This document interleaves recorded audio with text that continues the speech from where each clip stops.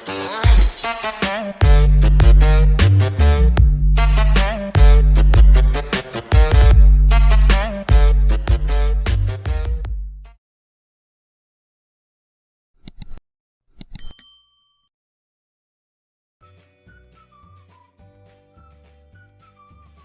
cerdas, bangsa-bangsa Eropa mulai memperkuat dan melanggengkan kekuasaannya di Indonesia. Mereka membentuk pemerintahan kolonial dengan berlaku tidak adil terhadap rakyat Indonesia.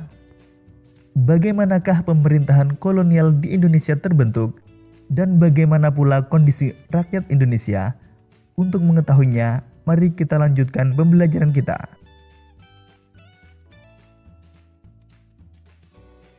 Peristiwa-peristiwa pada masa pemerintahan kolonial Inggris. Setelah berhasil menguasai Indonesia, pemerintah Inggris kemudian mengangkat Thomas Stamford Raffles sebagai letnan gubernur di Indonesia. Raffles memulai tugasnya pada tanggal 19 Oktober tahun 1811. Berikut ini beberapa kebijakan Raffles yang dibuat selama menjalankan tugasnya. Kebijakan di bidang ilmu pengetahuan. Pertama, mengundang ahli pengetahuan dari luar negeri untuk mengadakan berbagai penelitian ilmiah di Indonesia. 2. Raffles bersama Arnoldi berhasil menemukan bunga bangkai sebagai bunga raksasa dan terbesar di dunia. Bunga tersebut diberinya nama ilmiah Rafflesia arnoldi. 3. Raffles menulis buku History of Java dan merintis pembangunan Kebun Raya Bogor. Kebun Raya Bogor merupakan kebun biologi yang mengoleksi berbagai jenis tanaman di Indonesia, bahkan dari berbagai penjuru dunia. Kebijakan di bidang ekonomi. 1. Menghapus kontingenten.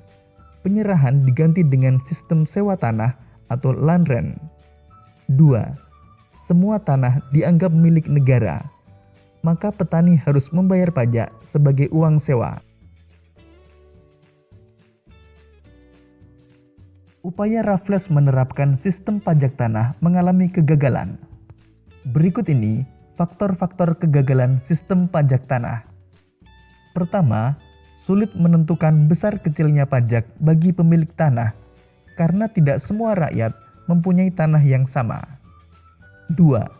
Sulit menentukan luas sempitnya dan tingkat kesuburan tanah petani. 3. Keterbatasan pegawai-pegawai Raffles. 4. Masyarakat desa belum mengenal sistem uang.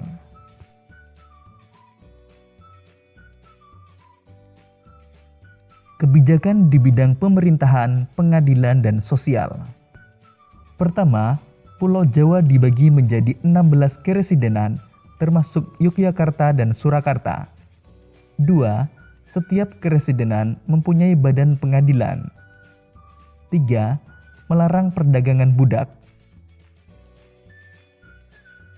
Sahabat cerdas, selanjutnya adalah peristiwa-peristiwa pada masa pemerintahan kolonial Belanda. Pada tahun 1595, Belanda berangkat dari Eropa di bawah pimpinan Cornelis de Houtman dan sampai di Indonesia pada tahun 1596 dengan mendarat di Banten. Sejak pelayaran de Houtman, banyak berdiri perusahaan-perusahaan dagang Belanda yang masing-masing memiliki kapal sendiri dan berlayar ke Indonesia. Pembentukan VOC. Pedagang Belanda dengan didukung oleh pemerintahnya membentuk kongsi dagang yang bernama VOC pada tanggal 20 Maret tahun 1602.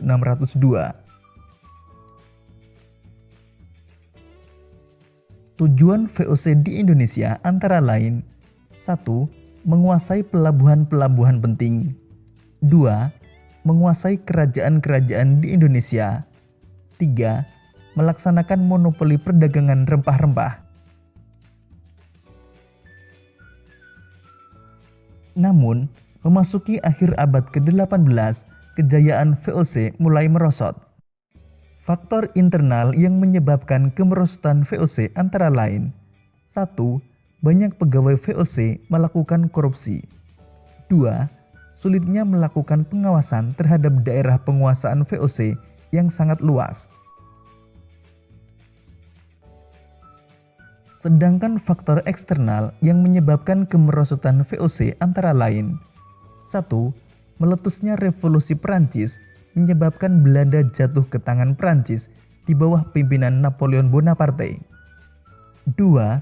Penentangan oleh rakyat Indonesia terhadap VOC dalam bentuk peperangan yang banyak menyedot pembiayaan dan tenaga. Pada tanggal 15 Januari 1808, Herman Willem Daendels menerima kekuasaan dari Gubernur Jenderal Wyss. Daendels dibebani tugas mempertahankan Pulau Jawa dari serangan Inggris, karena Inggris telah menguasai daerah kekuasaan VOC di Sumatera, Ambon, dan Banda.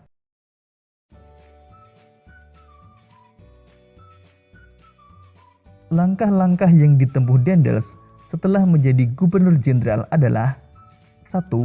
Meningkatkan jumlah tentara dengan cara mengambil dari berbagai suku bangsa di Indonesia.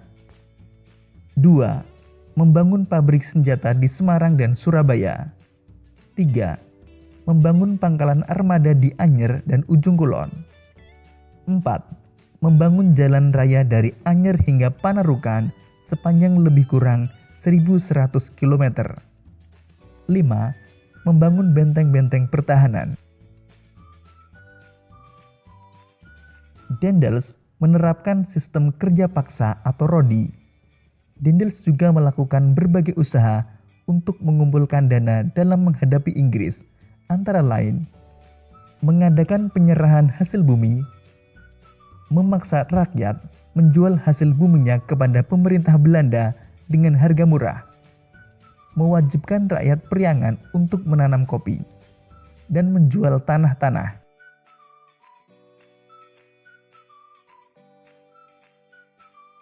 Sahabat cerdas, demikian tadi penjelasan tentang pemerintahan kolonial di Indonesia. Selanjutnya, mari kita belajar tentang perubahan wujud benda. Perubahan wujud benda disebabkan oleh lingkungan yang berubah, misalnya suhu lingkungan yang menjadi panas atau dingin. Perubahan wujud benda yang terjadi antara lain membeku, mencair, menguap, mengembun, menyublim, dan mengkristal.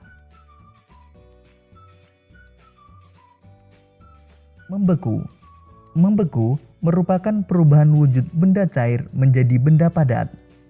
Perubahan ini terjadi karena suhu di lingkungan menjadi dingin. Benda cair akan membeku jika suhunya di bawah 0 derajat Celcius.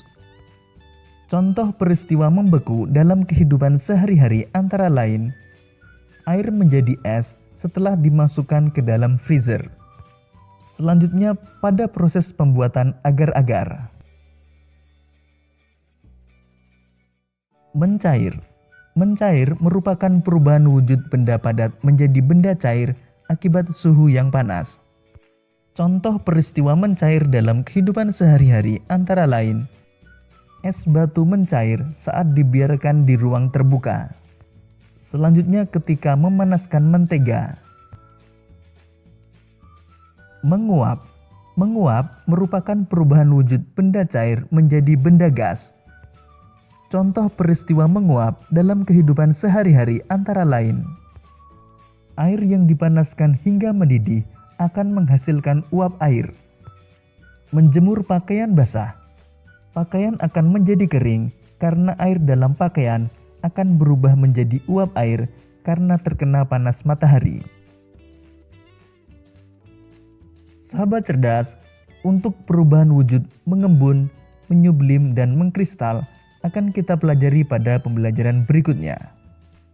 Selanjutnya, cobalah menyanyikan lagu Rayuan Pulau Kelapa berikut ini.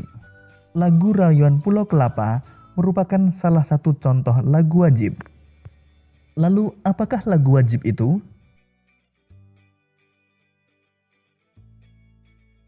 Lagu wajib adalah lagu yang wajib dipelajari oleh siswa dalam rangka menanamkan rasa cinta tanah air, menghargai jasa pahlawan, dan membakar semangat perjuangan agar selalu menyala.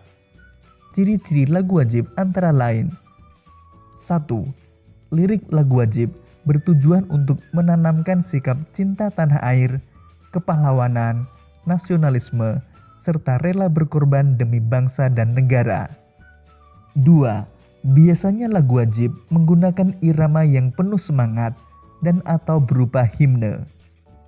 3. Lagu-lagu wajib diajarkan, dipelajari, dan dihayati sesuai dengan maksud dan tujuan yang terkandung di dalamnya.